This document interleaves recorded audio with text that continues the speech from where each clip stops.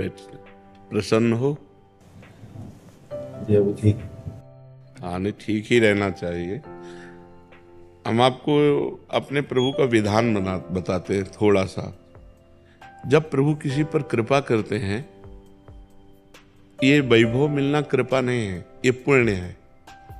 पुण्य से एक घोर पापी को भी बहुत देखो, पाप करके भी उनका कोई पुण्य है जिससे वो सुकृत पूर्व के सुकृतवश चल रहे हैं, नया पाप है। ये वैभव बढ़ना या यश बढ़ना ये भगवान की कृपा नहीं मानी जाती। भगवान की कृपा मानी जाती है अंदर का चिंतन बदलना, जिससे आपके अनंत जन्मों के संस्कार भस्म होकर और अगला जो है वो बड़ा उत्तम होगा। अंदर के चिंतन से होता है, बाहर से कुछ नहीं होता। मात्र अंदर का चिंतन। अच्छा, अंदर का चिंतन हम लोगों का स्वभाव बन गया बहिर्मुखी।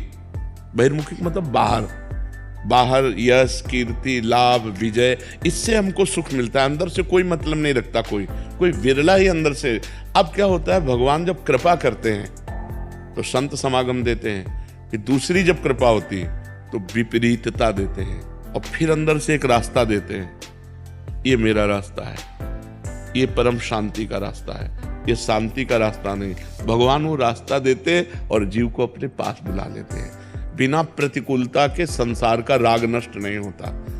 किसी को भी वैराग्य होता है तो संसार की प्रतिकूलता देखकर वैराग्य होता है। सब कुछ हमारे अनुकूल है तो हम आनंदित होकर उसका भोग करते हैं। जब हमारे ऊपर प्रतिकूलता आती है तब ठेस पहुंचती है कि इतना झूठा संसार, तो अंदर से भगवान रास्ता देते हैं। ये सही है।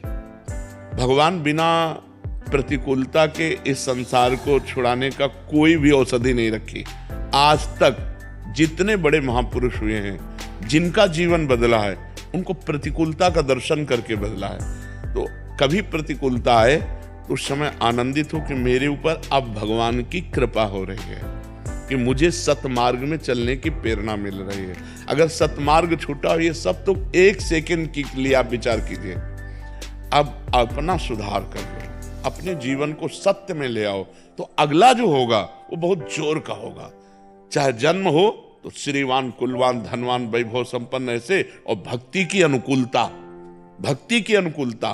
खास बात श्रीवान, धनवान, कुलवान नहीं, खास बात भक्ति की अनुकूलता। अगर इस जन्म में भगवत प्राप्ति नहीं हुई तो भगवान श्री कृष्ण ने गीता में कहा है कि मेरे भक्त का नाश नहीं होता।